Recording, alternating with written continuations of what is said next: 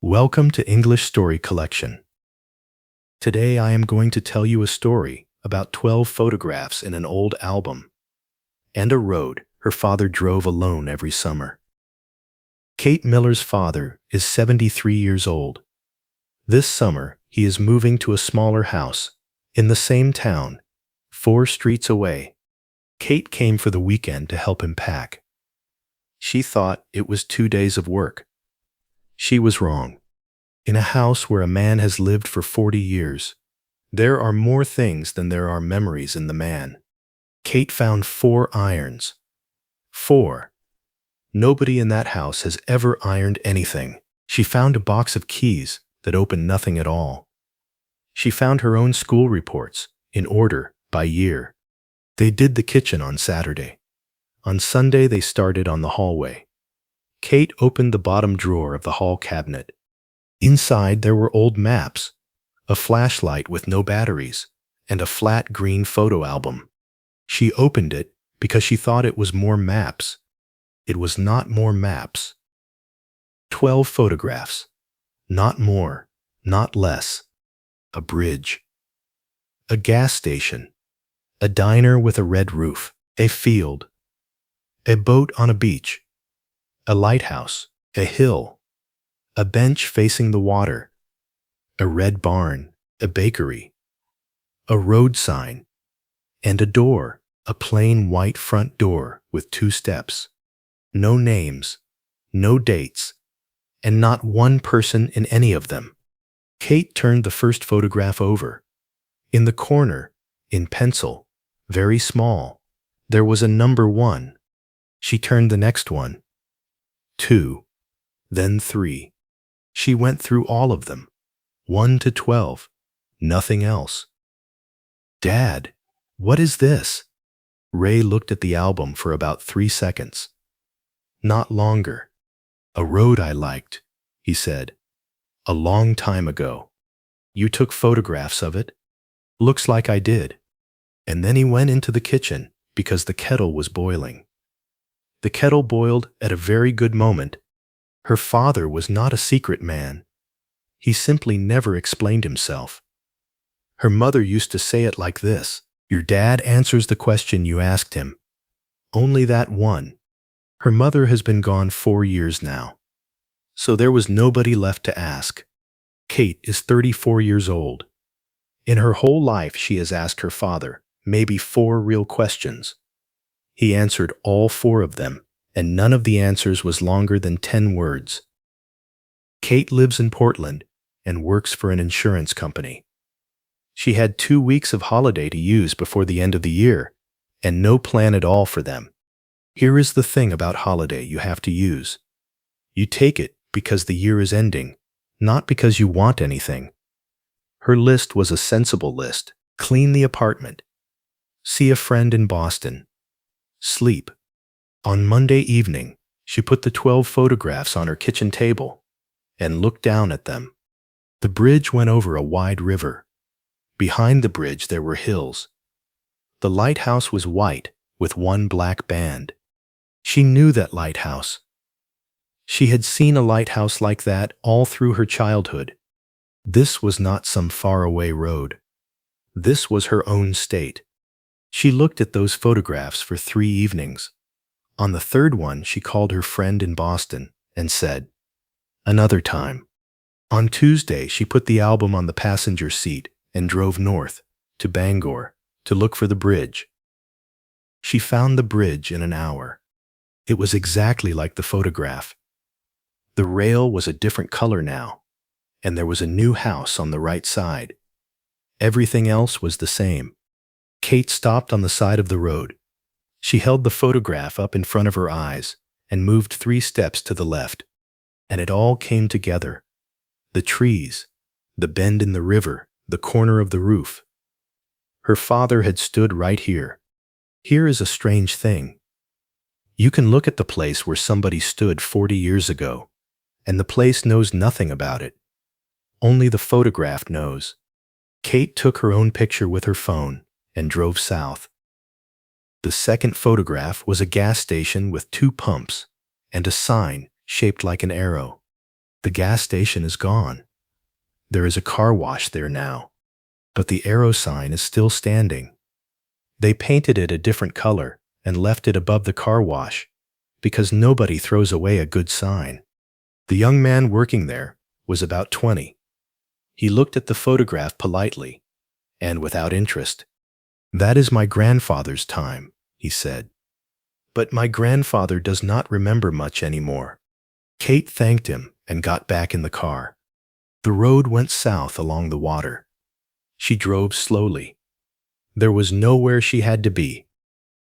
The third photograph was the diner with the red roof. That one was still there, still open, and it smelled of coffee. Kate ordered a coffee she did not want. You cannot stand in a diner holding a photograph and order nothing. Behind the counter there was a woman of about 60. Her name was Grace. Kate showed her the photograph. "That is our roof," Grace said. "Until 98. Then we had a storm, and we put a new one on." Then she looked at Kate more carefully. "You are not that man's daughter, are you? Quiet man. Coffee, nothing in it." Kate said that she probably was. "He came every August," Grace said. "He sat over there, by the window." Kate nodded and thought, well, of course. He drove through here often. She did not hear what she had just been told. That evening, she laid the photographs out on the bed in a motel, and she saw the tree. In the third photograph, around the corner of the diner, there was a young tree, thin, not much taller than a person. In the 10th photograph, the one with the bench, there was the same tree. She knew the fence behind it and the corner of the wall. Only in that one, the tree was twice as tall and wide, with a big, heavy crown. Kate sat and looked at the two photographs for a long time. A tree does not grow in one day of driving. A tree grows in years. The 5th photograph was a field, just a field, low and blue-green, with nothing in it to help her. She asked about it at 3 gas stations until a man called Walt said, "That is blueberry. Around here it is all blueberry." Walt has taken 47 crops off that field. He pointed out where the photographer had stood, because there is only one path. "Good time of year, August," he said. "1 week, 2 at the most. Before that it is green. After that it is empty." Kate looked at her field. It was blue. She took out the 3rd photograph, the diner one. The shadows in it were just as short. The same week of the year, and in the 6th photograph too. That night in the motel, she did the thing she should have done on the first evening. She put all 12 in order, and then she stopped looking at the places and looked at the light. The sky in the 4th photograph is gray and heavy. In the 5th it is white and hot. In the 8th there is low evening sun. In the 12th it is morning again. One man on one day cannot have 4 different kinds of weather in 60 miles. Kate sat on the edge of the bed, and it came to her all at once. 12 is not the number of places. 12 is the number of times. She called her father that night from the parking lot of the motel, with the engine off and the window down. They talked for 11 minutes. He told her the sink in the new house is too low. He asked whether the car was using oil. He said the weather was going to turn on Thursday. He did not ask where she was, and she did not tell him. She could have asked him straight out. She thought about it the whole 11 minutes, but her father answers the question you asked him. Only that one. He would have said 8 words, and the road would have been over, and she still would not have known what it was. Some things you have to arrive at yourself. In Camden, there is a small shop where they still print film. The man behind the counter was called Paul. He did not care who you were. He cared what you had brought him. He turned on a light box and put all 12 of them on it. "This is not one roll of film," he said after half a minute. "There are 3 different papers here." He moved 2 of them to the side. These 2, with the shiny edge, that is the 70s. These, with the white border, are later. How much later? 10 years. Maybe more. He looked at Kate over his glasses. Somebody brought you these one at a time. For a long time. She got to the lighthouse in the evening. It was standing where it has always stood, white with one black band, exactly like the 8th photograph. Lighthouses are built that way on purpose. They are built not to change. Kate stood where her father had stood, and for the first time in 4 days she did not reach for her phone. She counted instead. If this is 12 Augusts, one after another, then it is 12 years. She took the oldest-looking photograph and the newest one, and tried to guess when it started. And the year she came to was the year she was born. She did the arithmetic twice, sitting in the car on the back of a gas station receipt. 12 Augusts from the year she was born brings you to the summer she turned 12. It came out the same both times. The bench from the 10th photograph is above the water, around a bend in the road. From it, you can see the bay and 2 small islands, and nothing else. Kate sat on it for 40 minutes. Her father sat here.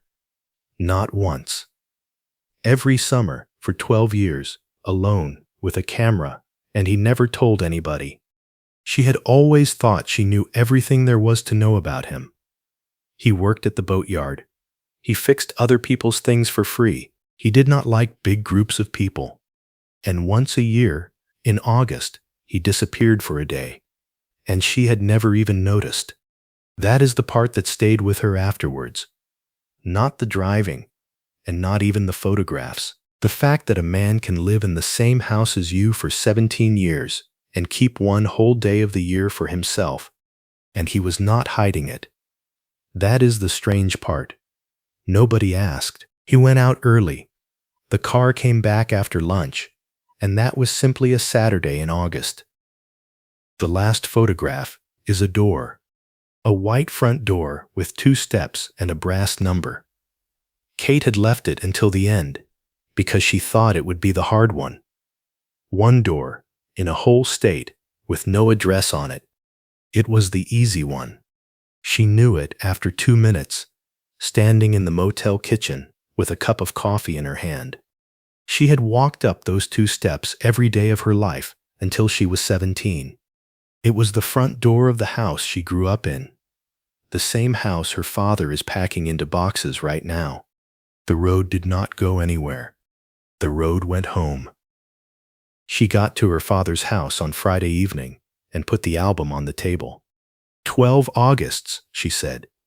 The same road, starting the year I was born. Ray looked at the album for a long time. Then he said, "You were born in Bangor, the 9th of August, at 6 in the morning. I know. We brought you home on that road, 60 miles. I drove at 35 miles an hour, and I stopped whenever I wanted to look at you." He put one finger on the photograph of the bridge. "That is where I stopped the first time." Then he turned the pages, slowly, one at a time. The diner, the field, the lighthouse. He did not need to look at the numbers on the back. "Your mother told me I was a fool," he said. "She told me that every year. And every year she got up early and put the coffee in the car for me. And then you drove it every year. On your birthday," Ray said, as if this were the most ordinary thing in the world. "Your mother stayed home and made the cake. I drove down and back, and I was home for lunch. It was the best day of my life. I did not see a reason not to drive it again. Why did you stop?" Ray picked up the album and bent back the hard cover at the end. Stuck to it, held there by 40 years, was a 13th photograph. A small girl, about 4 years old, asleep on the back seat under a red blanket in the morning light. "Because you woke up and asked to come," he said. "And with a passenger, it is a different road." Kate had carried a memory for 20 years. A car, the sea, and a red blanket. She had always been sure it was a dream. She asked him one more thing that evening. Why he never told anybody? Why not her mother's sister? Why not a friend? Why not her? Ray thought about it properly, the way he does. It would have sounded like a small thing, he said, and I did not want somebody to tell me that it was. This August, the two of them are driving it together. She has already told the office. Photograph number 13 is hers to take.